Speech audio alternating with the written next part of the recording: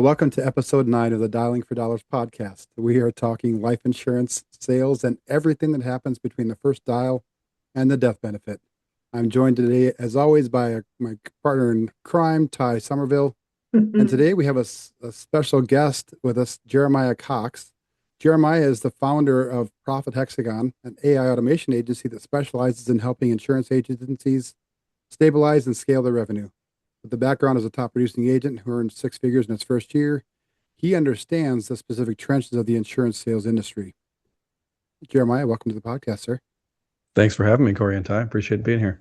Yeah, absolutely. So you were a top producing agent, and now you got into AI for agents. Like, walk us through how that transpired. Absolutely. What brought you to insurance in the first place, maybe? So what got me to insurance is I wanted to be compensated for the value I delivered, not for the time I clocked in. Yeah. And then I just quickly discovered that there are a lot of inefficiencies in traditional insurance systems. I was at one of the 3-letter IMOs, I won't say which one because I've switched since, where they basically just tell you to shut up and dial until you figure it out. About right. And there's something to be said about earning your stripes because it kind of teaches grit and teaches resilience. But after a certain level of banging your head against a wall, you wonder if there's a way to lighten the wall so you don't have to bang so hard. And so I started experimenting with automation tools and with AI. And I actually went out and I bought an automation system. I bought an AI-powered CRM. It was a version of Go High Level that had like a voice AI, a conversational AI built into it that would call my leads, that would text my leads, that would generate leads through Facebook ads and whatnot. And I was really excited. It promised the world, and then it delivered precisely none of it. And I ended up throwing like $8,000 in over the course of a few months. Oof. And getting $0 back. I made one sale and it charged back because it was like the Facebook type shopper who just price shops and then cancels immediately after they start a policy. And so it was just like a big zero. And I was like, that's really disappointing because there's so much potential with automation. And so what if someone actually went out and just created it properly? Like that would tremendously help agents. So that started the project. And then a few months later, I was joined by my business partner who Llewellyn, and we started building the thing. And then 6 months past that, after we'd acquired a developer and a few other people onto the team, we launched the product. And I think we've been running it for just a couple months now. We have a handful of agents that we're supporting through it. We're in conversations with some IMOs to bring it onto their entire teams. But yeah, basically, the whole concept was born from understanding insurance and feeling the pain of insurance producers, just dialing and getting somewhere sometimes, but not as efficiently as we could. And then seeing that there were lots of existing solutions and products out there, but having bought them myself and seeing how terrible they were in actually talking to customers, I was like, well, this is just a problem. We got to go fix this. And so then I decided to just kind of put my head down and build the thing. And now here we are. So that's kind of a brief backstory. We'll get into a little more in a bit. But yeah, that's my history a little bit. How long ago was that? Like, was that before like the public was as aware of what AI is now, or was that shortly afterwards? It was about a year ago when I first bought the AI system. Okay. So it was, what ChatGPT was released like, 2.5 years ago now? Or was it? Jeez, I don't even feel like it's even been that long. 2023, I think, wasn't it? January? 2023. Oh gosh. Time is flying.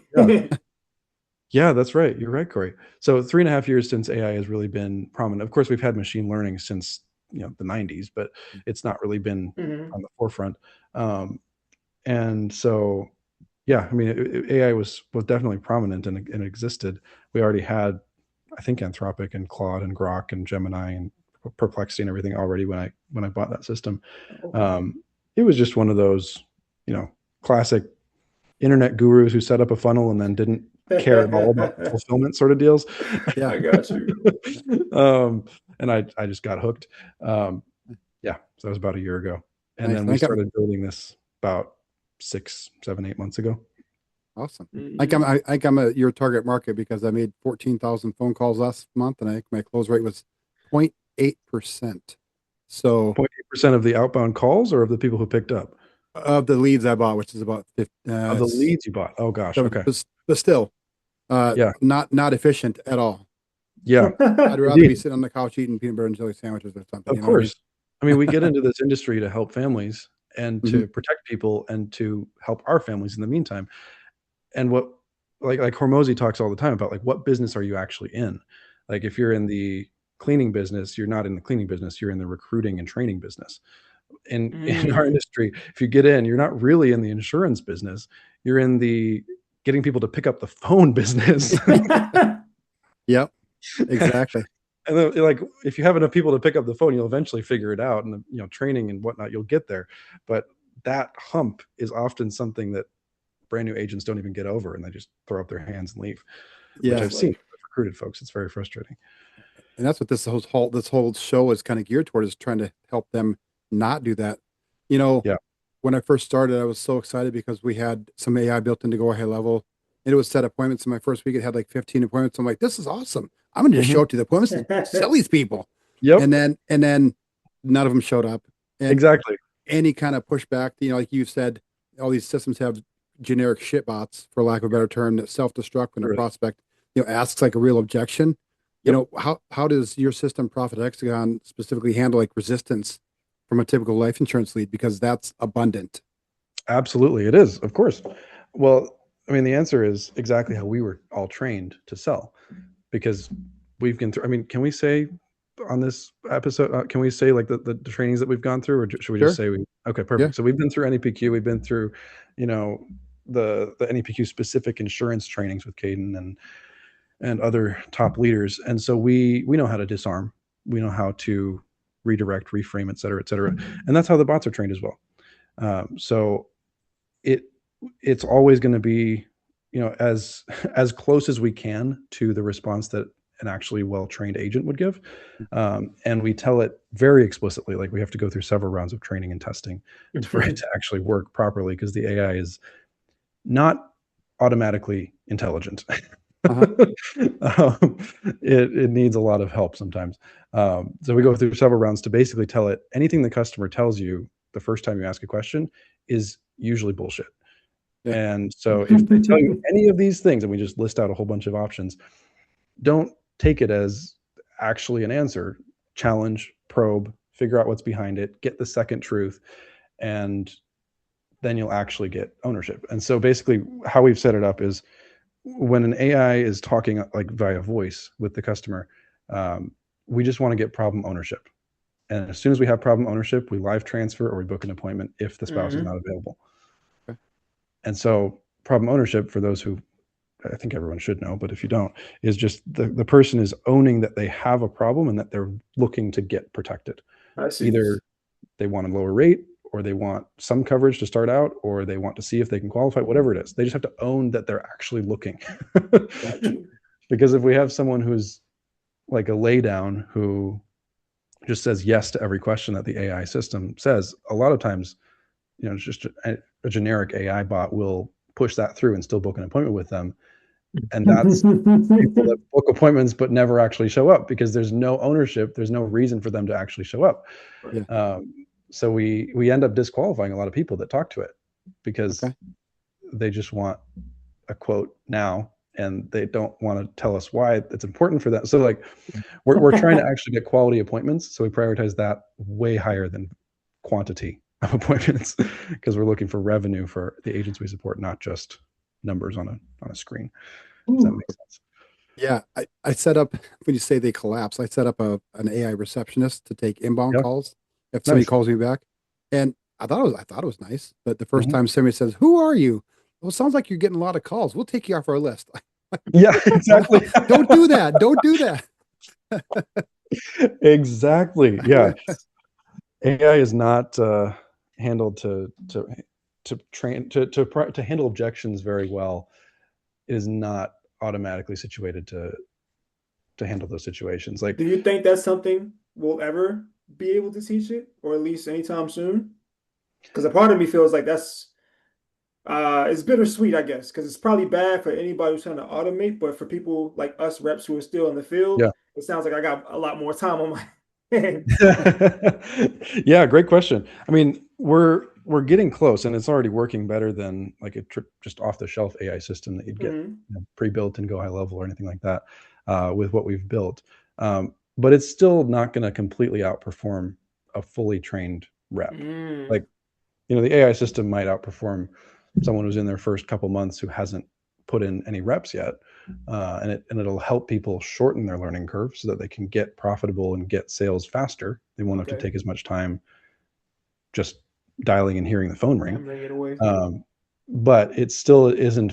It's probably like 60% of the way, maybe 65% of the way there to like a fully functional, basically duplicating and replacing fully trained sales reps to that capacity.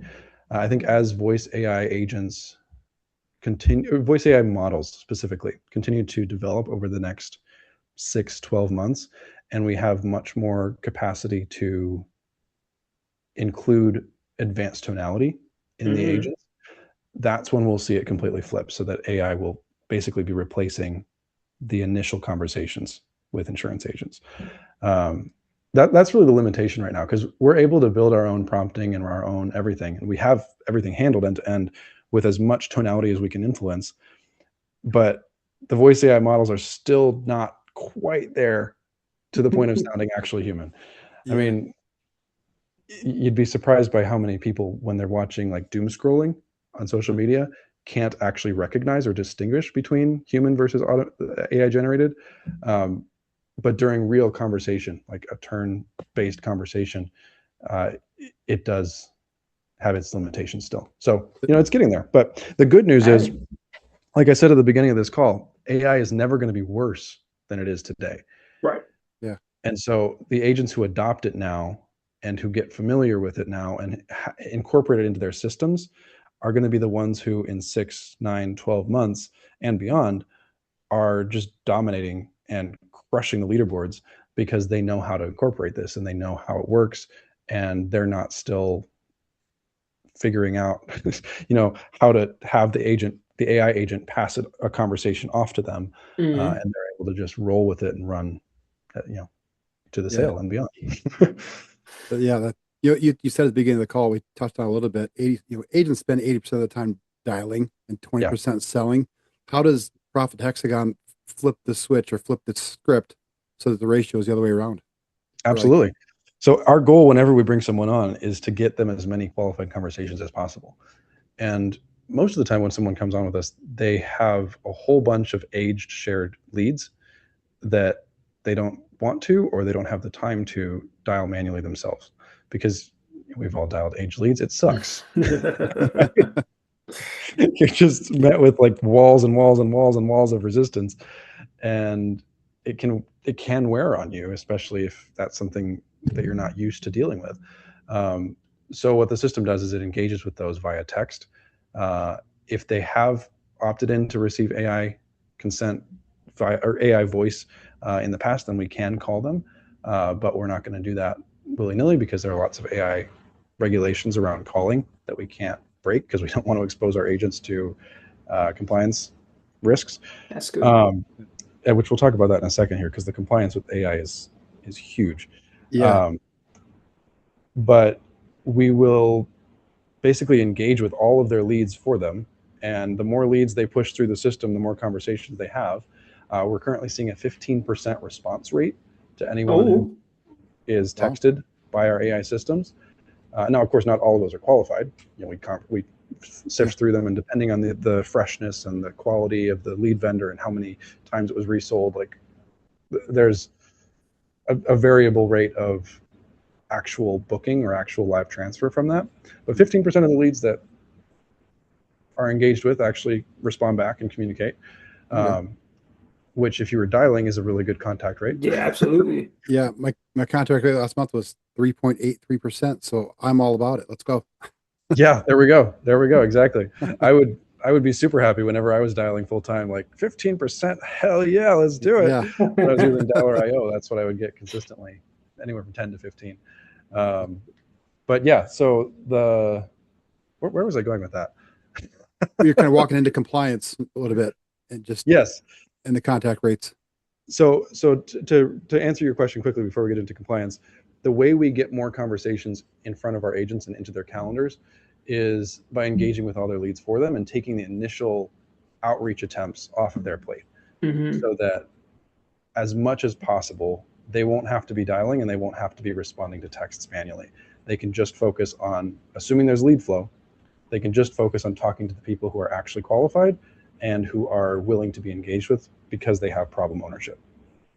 And so actually the system will just do everything autonomously until there's a need identified or until there's something that needs to be escalated to the agent. And whenever there's something or someone that is ready to be dialed, it just sends the agent a text, sends them an email and says, hey, call this person now. And then speed to lead is important there. It's not speed to lead because they've just been generated, it's speed to engaged lead. And so then you just watch your phone and dial them up and you've got someone who's ready to be talked with. Awesome. So that's how we kind of save a bunch of time for our agents. And the main thing that frees up is, whatever you want. Some people like to recruit more. Some people want to spend more time with their families and just kind of peace out, not have to worry about it as much with the dialing. But that's up to the agents. We leave that up to them. Now onto compliance. How familiar are you, Corey and Ty, with the regulations pertaining to AI calling customers and calling leads? Just a little bit of research. The FCC did a recent one-to-one consent ruling, and just kind of wanted to figure out how your system fits into that, because there's so many reps calling. I don't know that it's probably tough to even track all of them who are breaking the rules, but I'm pretty sure most of them are. 100%. Yeah. And if you're not using dialer.io, or if your system doesn't have the guardrails built into it that are hard coded that you cannot break, you're absolutely breaking the law probably every day, multiple times. And for each call that you make, for each text that you send or call that you make, depending on the type of infraction, and I might be getting this wrong because I don't have it up in front of me. I believe it's for an FTC violation. It's $500 for an unintentional infraction per time. So that's per call, per text. Oh, wow. For an intentional infraction, meaning you already saw that they opted out and you still called them, or you whatever it is, that your system is not monitoring and you still let it call, then it's $1,500 per infraction. And how many, what did you say you made last month, Corey? 14,000 calls? No, I made like 12 total. 12,000 calls? So, no, 12 total. I'm not getting on the hook for 14,000 times $500. Can you imagine? That's like $700,000 or exactly. whatever. Exactly. And so they're like, it's not unheard of. I know people in the industry, formerly in the industry, who would dial and they got hit with lawsuits and they literally had to just forfeit their license and close their entire book of business and just leave, because there was no way they could have coughed up $700,000 or whatever it was that they were trying to be sued for. But you could just leave that debt. I mean, you're stuck with it. If you're caught and busted, you're done. You don't. Yeah, here's my license, but you still have that bill, right? Yeah. I mean, and the good news is, I say good news kind of sarcastically, most of those lawsuits settle privately, and so you end up paying anywhere from like 15 to 25% of the actual big number. But that's still like $100,000. Yeah, I still hurt. Yeah, that's problematic. And if you've got an agency of a downline who's also following and whatever they're all system, doing it, then you're depending on how that system is set up, you could be liable for their activity as well. So it's just a whole cluster with the compliance there, and that doesn't even touch the the federal do not call registry. Violations for each of those are like 43,000 per pop. Yeah, and none of that falls on the lead vendor, as much as they're providing this information for, hey, call this person, they might want to buy insurance. That's the shiny object syndrome we all get. We'll try all these vendors, and you don't know. It's almost like getting fishing for STDs, right? Like you don't know what the one's going to get infected.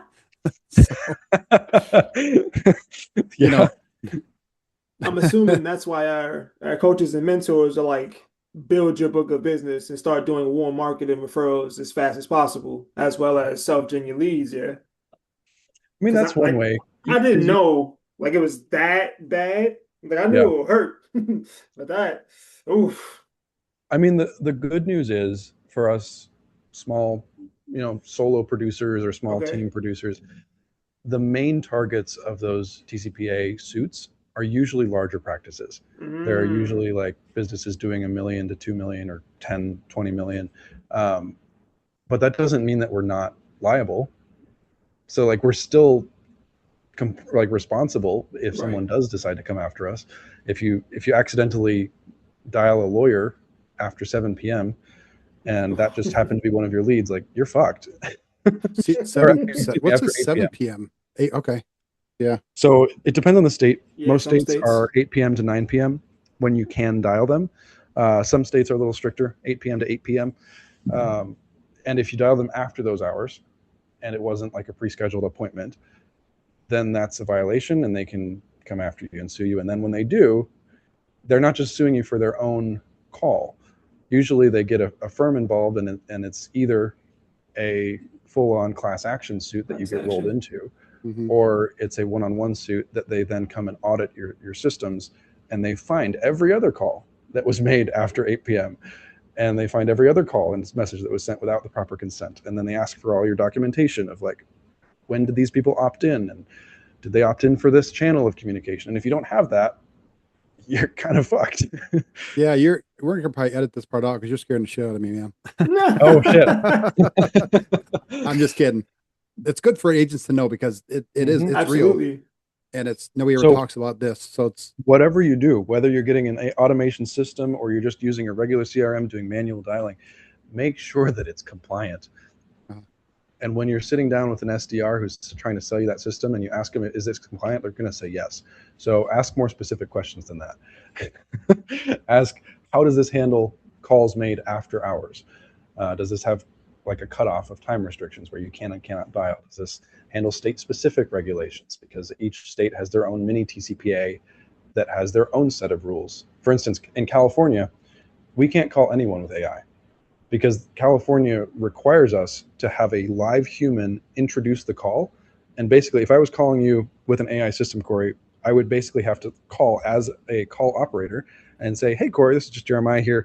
We've got an AI system that's ready to go that'll help you really quickly, but you don't have to use it. Just reply yes or press 1 if you want to talk to the AI. oh, Reply 2 or say no if you want to talk to a human instead. wow. And Okay. that kind of defeats the purpose. Exactly. Like Or, you literally or can't does even it? have a phone menu tree that says that because Yeah. like the California law dictates you have to have a live human, a live intro. Wow. And so if someone like, and I've gone out and I'm testing these. If you check my social media, you'll see I'm testing a new AI system pretty much every day now, and they don't have restrictions for certain states. Yeah. Mm, And so if you just go out and buy something, like you see an ad and you think it's super sexy and you're excited about all the time it's going to save, the revenue it's going to build, the clients it's going to book appointments with, and then you just let it run wild, Yeah. and you have someone who lives in California or even who's visiting California. They don't even have to live there. They just have to be physically in California when they're called. Oh, You could be ouch. breaking the law. It's just like the compliance with AI yeah. is absolutely insane right now. And That's there are wild. very few firms that are actually building with that in mind. And that was one of the big things that I knew we had to focus on to Yeah. protect agents and protect the clients that we set this up for. I So can just see it though. Like some of our clients, I think they would choose one to get a human just so they mhm. can hang up on a person and not a computer. For real. Maybe For not, real. but you've been through it. Yeah. Yeah, indeed. Yeah, people will say all sorts of crazy stuff. It's Yeah. a Uh, It's funny thing about the state compliance thing being like so separate and diverse. Because I remember I was talking to one guy and he was like, "Yeah, you should always work on your weekends and don't worry about holidays. Like I call on holidays all the time, and I mhm. didn't know that some states Yeah, you like can't do that. federal holidays are a no-go, but even in Yep. other states, even local holidays are a no-no. So like if they have a mhm. holiday where they worship some pudding god or factory or whatever, and you call them on that day, you get in trouble. And I'm But like, The That's a lot to Pastafarians. keep up of. That is a lot to keep up on.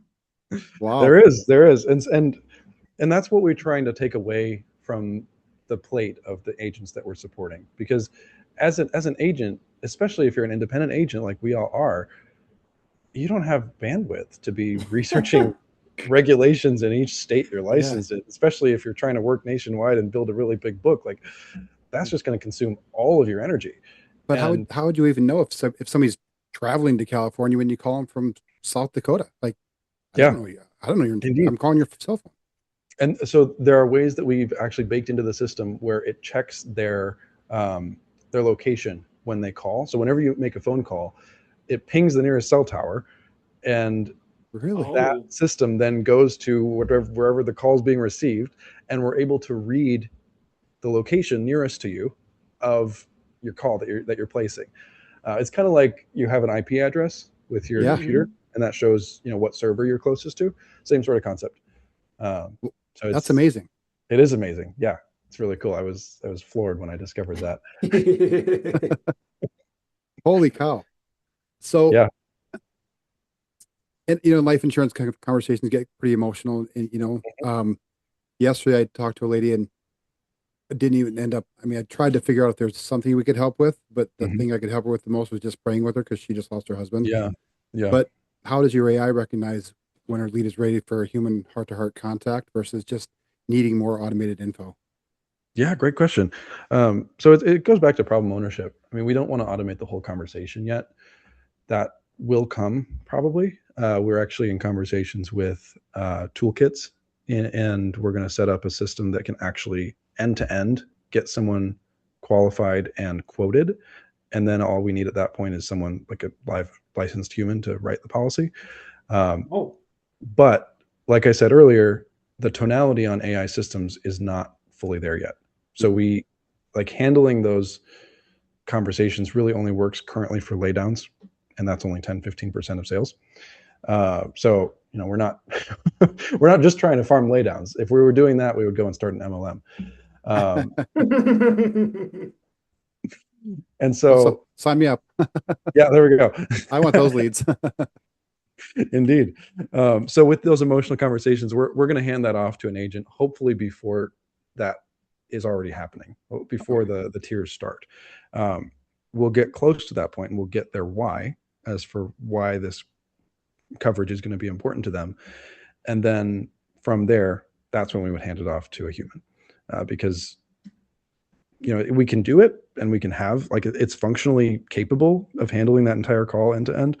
But we don't want to be disingenuous at all with clients, and we want to help our clients, the agents, actually build that connection with their clients so that they can have post-sale opportunities still come through.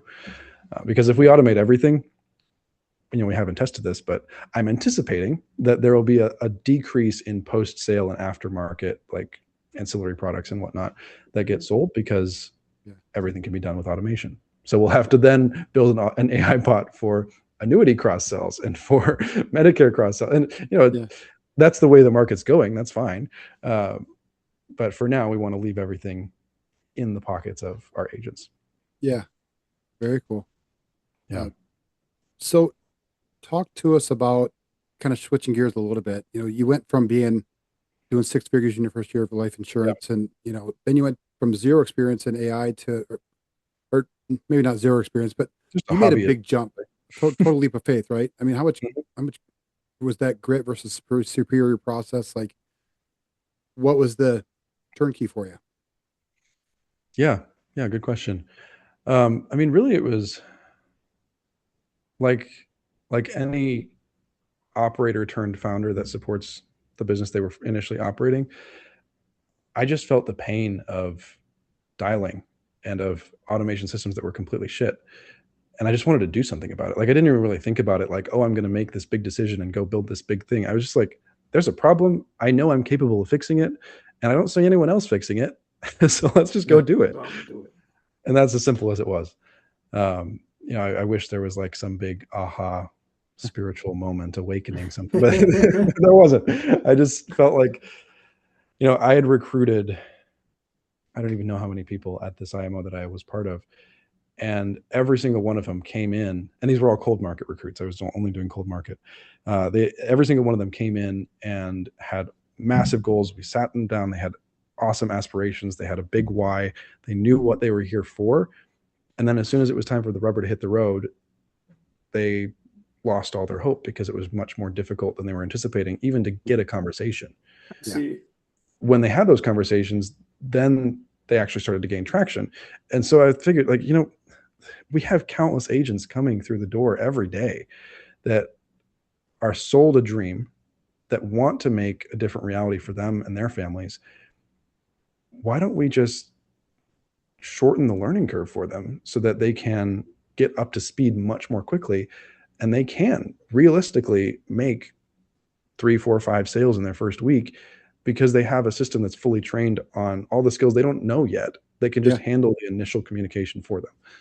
So that's what I was really, that's kind of the mission behind the insurance automation system, is helping more agents enable additional sales by just getting them up to speed faster so they can stay in the industry. Because we know this is an incredible industry. Yeah. Like, so much opportunity, endless opportunity, really. And 95, 97, 99 probably percent of agents who actually get licensed and start selling or trying to sell don't last a year. There's some crazy stats, like 90% don't last a year. Like 92% is what I've heard. 92% over and over and over and over. Like 92. It was like 88, 85, 80. Is right? That why Cody calls his thing at 8%? I think so. Yep. I never put that together. Okay. Because the math is hard. I always wondered, like, why is it 8%? Oh my gosh. Okay. And maybe the marketing's working. Maybe it's not 92%. I don't know, but it makes sense to me. It does make sense. Yeah. So in any case, the whole point is to help people stay in the industry longer and get them more profitable than they currently are. So like there are lots of features of it and whatnot. One of the things that I love that I had at my old IMO that we kind of have at LM is the advanced markets referral system, where you can, even if you don't know anything about infinite banking or annuities or AUM or whatever, you can refer it out to someone, and you automatically, without having to close anything, just get a percentage of that deal. And then you can even ride along if you want to and learn how that system works. So you can sell it yourself. And so I baked that into the automation system as well. So every client that comes in, regardless of the offer, whether it's final expense, health, Medicare, annuities, mortgage protection, whatever, they will consistently have engagement messages sent out to them. We at least once a quarter, usually more like 2 times a quarter, with not only messages that'll generate reviews and referrals for the agent, but also messages to find cross-sell opportunities. Because Hormozy talks about it all the time. The easiest person to sell to is someone who's already bought from you. Yep. And so why don't we, like, a lot of agents don't know how to start those conversations or have the confidence to start them because they don't know the product, like whatever it is. There are a lot of reasons why people don't cross-sell. And so the system just handles that for them. I can tell you one thing from my personal experience is that one of the harder things about reaching out to people you've already spoke to is that, at least for me, I remember how hard it was to get them on the phone for that first conversation. So I'm like, I don't know. They already got what they needed from me. Like, I know it's like a limiting belief thing, but I also know that's definitely something that it sticks with me. So having something else that will keep track of that for me, or at least in the text message form. Yep. Yeah. Absolutely. Help. I've heard you say, Jeremiah, that if you don't have a process, you can't automate anything. So, like, what's one broken process you see most often in life insurance agencies or with new agents that AI alone cannot fix? Oh, cannot fix. Oh, okay. Yeah. Good question. I was going to say, for what AI can fix is the follow-up with clients, like getting policies issued, getting cross sells done, getting referrals created. But that AI cannot fix is, I guess it's kind of in the same vein. It's the people who need human communication for whatever reason, because they explicitly opted out of AI, or they opted out of texting, or whatever it is. I think a lot of people, when they get an AI system, they assume it's going to do everything for them, Mhm. and they forget that they're still the insurance agent. Yeah. And like it's not like you're buying a machine that runs with nothing. Right. It still Yeah. does require some level of attention to your leads, and the leads that opt to just talk to a human, they still need the full manual processes, and Gotcha. they're going to require you to dial them up until you get them on the phone, and that only happens for a smaller percentage of the leads, so it's going to decrease the amount of time you actually need to do that, but there is still manual work required. So I think that's really what it is. It's not going to fully replace everything, but it will just help people get much more output for the hours that they're putting in. No, that's awesome. I mean, full transparency, AI helped me generate some of the questions for you today. So There you go. There you go. AI was asking that, not me. Yeah. Gotcha. So on your website, you have like a revenue leak audit calculator. Yeah. Yeah. Is that kind of the best place for people to start? Like, what's that demonstrate? What's that expose? How does For that sure. leverage into the process? So I'd say that is one of the good places for people to start, because it goes through. Do you have it pulled up? Do you want to share it? Oh, you put me on the spot, but I can keep going. I'll pull it up. Okay, cool. Basically, that can help for whatever stage of the business you're in, whether you just got licensed this morning or whether you've been in it for 10 years or more and you have consistent leads coming in. It can show you where the opportunity lies for automation in your business. If you're brand new, the calculator probably isn't going to tell you a ton, because it's asking how many leads you're bringing in, revenue per sale, et cetera, et cetera. So if you're brand new, I would just watch the video at the top. But if you're here for a while, go through the calculator and it'll show you how many missed opportunities are being missed on a consistent basis. All right. So you want to just go through and calculate for yourself, Corey? Like what does that look like for you? I don't know if I can take the beat down, to be honest with you. I mean, so I typically don't operate on an appointment no shows per week, because quite honestly, they never show up. So I don't even, I mean, 0 for 100 is 0, right? So like, yeah, I guess I don't even track how many what are you selling primarily? Is it just final expense? Final expense for now, yeah. I've done a few terms that's and like stuff. a one call close sale. Usually. Yeah. Unless they say call me back, but that's usually just the way to get you off the phone. So I mean that's but like as far as like missed calls coming in, or is that what this first one is for? Is missed calls coming in? Yep, missed calls coming in, or messages that come in that you don't respond to within 5 minutes or so. Okay. I mean, probably 10 a day based on how many I'm calling. So per week. So yeah, per week. So 50 a week then. Week. Yeah. Okay. No show appointments per week. I mean, probably we'll just say 3 a day, 15 per week. Because I mean, they never show. So we'll keep, I think maybe it's probably more than that, but try to keep my self-esteem high. Sure. Rebooking rate. So that's basically when I'm calling an appointment no show to try to get them back on the calendar. Is that what that means? Correct. Yep. Okay. So I think if I call 60, I'll get 5 back on. So we'll just say 10% for easy math. Okay. And then average transaction, I'm just going to say it's $1,000 for easy math. There you go. Because easy math for me, but it's the computer doing this. So yeah, what are we looking at here? So that is your 12-month calendar of if nothing changed on the bottom.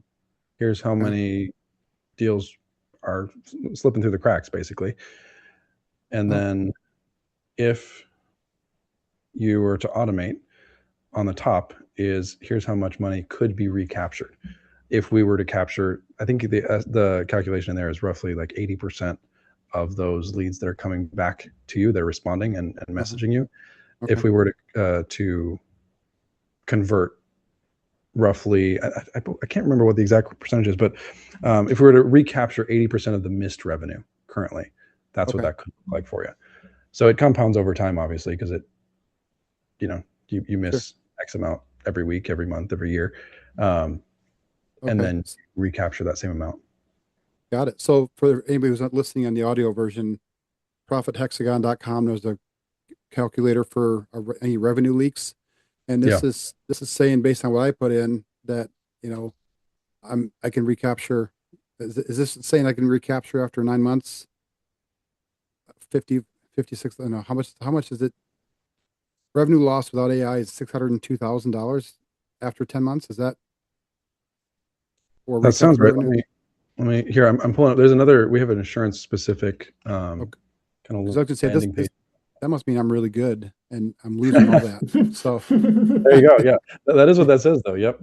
And if you're missing 15 appointments a week, that would be actually like turned into real deals. Then that's I wouldn't call that too far off base. Okay. Yeah, I guess that makes sense. And if I'm not getting back to 50 people a week within 5 minutes of them calling me because the phone call goes into the wave abyss, or if it goes into my AI receptionist who just puts them on the DNC list. I mean, whatever. Thank you, AI. Yeah, right. You made my job so much easier. I don't have to call them back, but that's really not the point. So after 12 months, let's say I lost $710,000, then I could have captured 540,000, assuming my skills were up to actually talking to the people that I've missed. Is that kind of what this is saying? That's exactly right. Yep. Jeez. Yeah. That either seems way too good to be true, or I'm really messing up. Well, I don't think you're necessarily messing it up. It's just the way that we've been taught to dial and to run this business is not the most efficient way to do it anymore. Yeah. Well, I mean, you make a good point, though. If you were actually running 15 appointments every week, you probably would be making $100,000 a month because I mean, 15 appointments a week at a 50% close rate is 7.5. Let's say 5 issued policies a week at $1,000. That's $20,000 in issued per month at a minimum, and that's on a 50% close rate. And if you're closing only 50%, there's some room for growth there. Yeah, I mean, I feel like once you get them into that conversation where you can actually get into the why and help them feel the pain of not taking action, the ratios go way up. But you can't even get to that. That's the hard part, is getting to that point. Indeed. Yep. Oh, yeah. Awesome. Is there anything else you want to show on this, or should I stop sharing? You can stop sharing. Okay. Yeah. I will say, though, and this is the link that I think we should include in the like description or whatever of the podcast. We do have an insurance specific landing page. It's called profithexagon.com/insurance-pricing. Okay. And that kind of goes through everything that we've talked about today and a little bit more with a video that we filmed at a conference, at an insurance conference in March. The background is not AI generated, I promise. It looks like it is because of the weird lighting in that room, but that's the real room. I did see that. I mean, it's a nice looking ballroom. Yeah, it is. Yeah, I think that's where Reagan was nominated for something. Oh, really? Big event in that room for the RNC convention. Yeah. Okay. Anywho, I feel like I was going to say something else, but I'm not thinking of it. So, a little bit of a side note: where'd the name come from? Oh yeah, great question. So, for several actually years, when I was a student, I studied hexagons, the shape, the molecular structure in water, the different kind of properties that it has, and I just kind of fell in love with the shape. So I have, I think, 3 different tattoos on my body that are built out of hexagons, and I just love that shape. So I decided to make it out of that, and we're trying to help people generate extra profit for their businesses. So profit plus hexagon. I love it. I love it. Well, that's not where I saw that going, but I appreciate it. Yeah, of course. If you're on the audio version, we're not showing that on YouTube. Yeah. You're not missing out. I'm just stripping here. I'm showing you all my tattoos.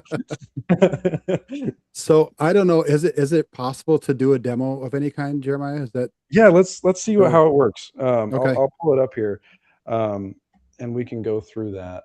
Cool. What I will say is 90% of the conversations that are happening are via text, not via voice, because that's how consumers are engaging now. So we can talk to. Actually, do you want to talk to the text or to the voice? What's preferable? Let's try the voice because it seems like the more fascinating Yeah. part. But I mean, Do it. and if the voice, I mean, obviously, if the voice is good, the text is better. Yeah. Yeah. So the preview on the voice, like in the browser, sometimes gets a little bit choppy. So just kind of take that with a grain of salt. If it sounds like that's just Sure. how the preview always sounds. Yeah. AI is never going to be worse than it is today. This is self-learning. We're constantly improving this and tracking, how it behaves over time.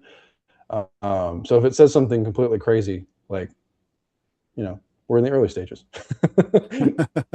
All right. Hey, I missed a call from this number. Oh, yeah. Apologies, didn't mean to catch you off guard. Just Betsy here. And honestly, I can't stay too long. I'm between a couple appointments. But it looks like we received a form from you a while back about some possible mortgage protection coverage. Not sure why we never actually ended up getting back to you on that. We've been helping so many people recently. I assume you already got some coverage set up by now, is that right? Yeah, actually, I've been getting so many calls about it. It's kind of crazy how many people are still calling me about this. Wait, you've still been getting calls about this? Yeah, Really? like I said. Oh my gosh. Well, I'll certainly make sure to go ahead and update this on our side.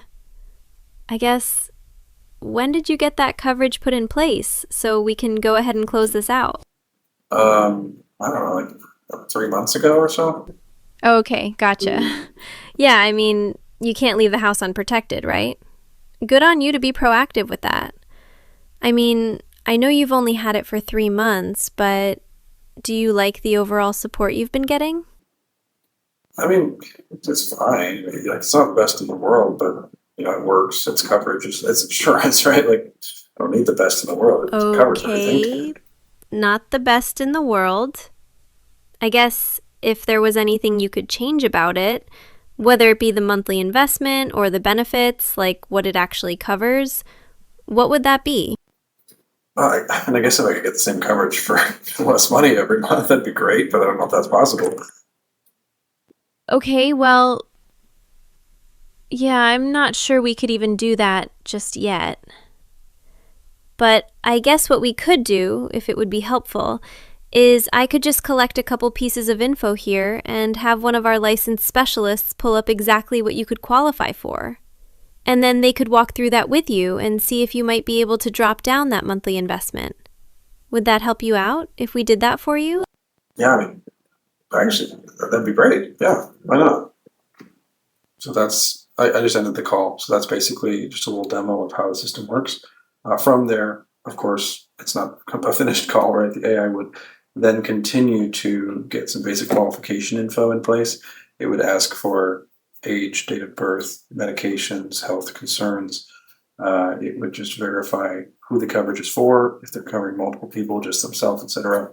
The amount of coverage that they're looking to get, or if they were doing a replacement like this role play was for, then it would be the current coverage setup that they have, their premium and their death benefit and carrier as much as they're willing to share, and then it would live transfer or book the appointment in to the agent. So yeah, that's just a little preview of the system. That was a really cool demonstration, and I think that's going to bring a lot of value to agents who are dialing like mad and seeing little to no output. So like, I'm excited about this. Sounds like you're working on some partnerships. We won't get into that because they're not there yet. But I hope to be able to take advantage of this. Can individual agents implement this on their own, or do they have to have buy-in from their? They can. Okay. Yeah. So what we do right now, we have 3 tiers, and actually, because we're still relatively early on, we're still offering, and we have a few slots available for kind of an intro promo.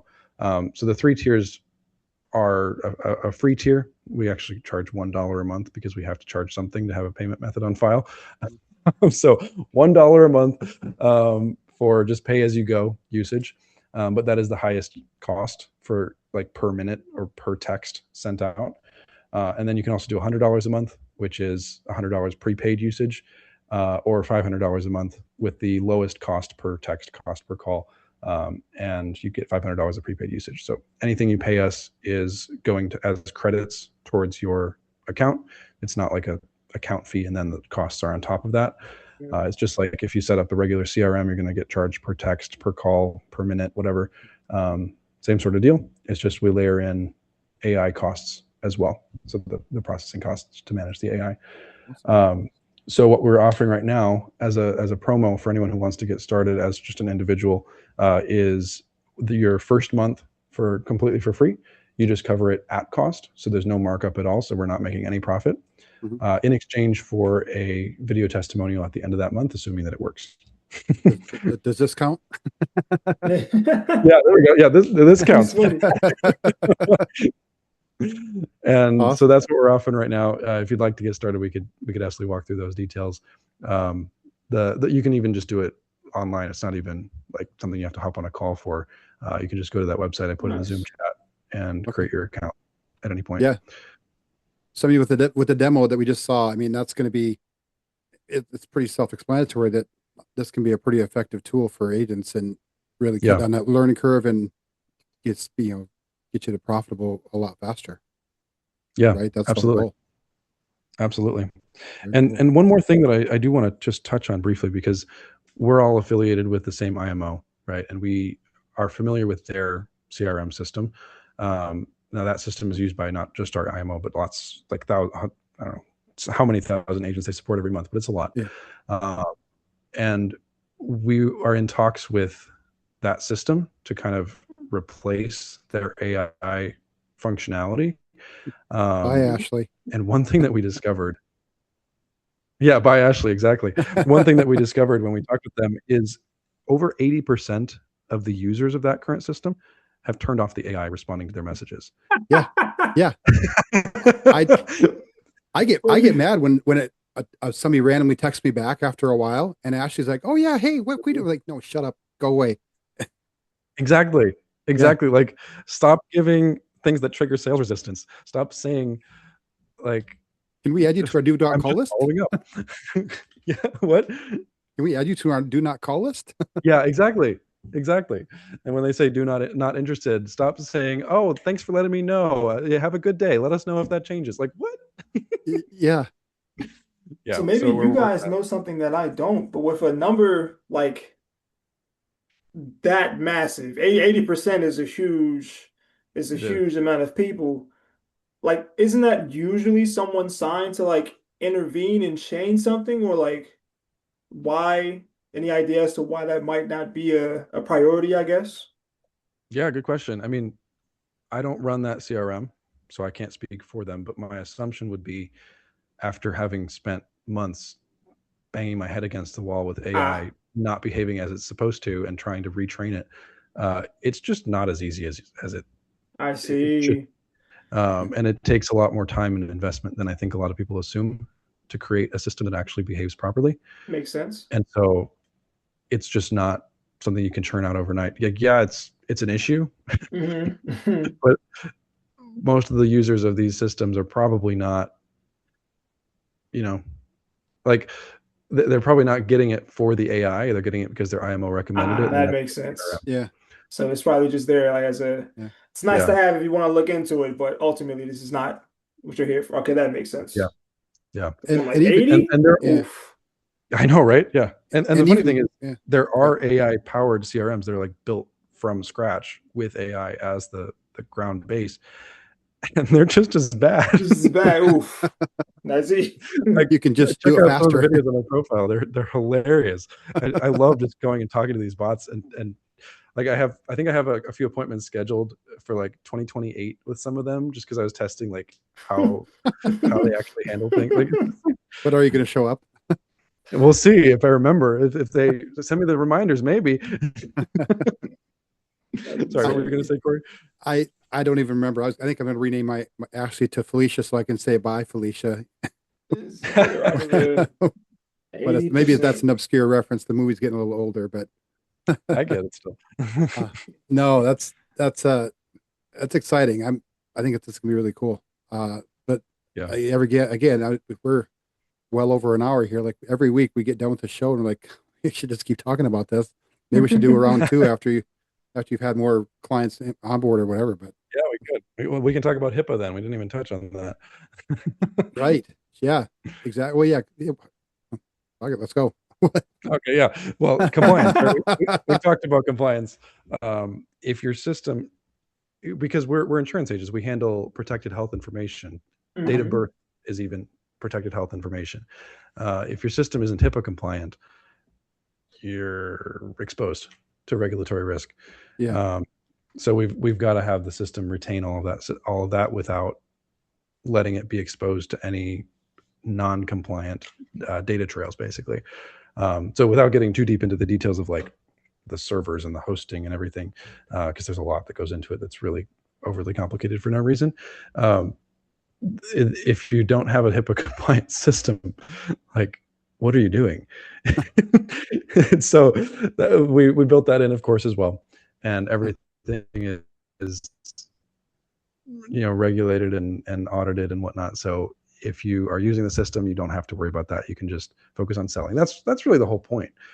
Yeah. So that we can take all the extra work away, whether it's the dialing, whether it's the worrying about compliance, whether it's the setting up your own workflows and automations and text sequences, whether it's the engaging with clients once you already have them on the books to get other opportunities from those. Like, all of that stuff can be fully automated. The only thing that can't be automated right now is the, whatever you want to call it, sales conversation, consultation, the appointment, where we take them from identifying that they have a problem to solving that problem. That's the only thing that agents should be focused on. And then everything else can just be handled from there. So that's what we're trying to do. Awesome. Well, I'm stoked, and I think probably all of our listeners are on our team because we're still growing as well. So I'm just going to tell them to hit you up on Slack if they have questions about it too. So that's pretty cool. Yeah, that works. Small world, right? So we'll put the links for the website and the insurance calculator in the description. But if they want to reach out and engage with you directly, Jeremiah, or contact sales, or just learn more about the system, where should they go? Yeah, our website's probably the best place, or any of our social medias. We're on all of them, Profit Hexagon. Just DM us there. We do have, on most of them, we have an AI bot that'll respond to you, but just say, talk to Jeremiah or human or whatever. And we'll get back to you. Awesome. Very cool.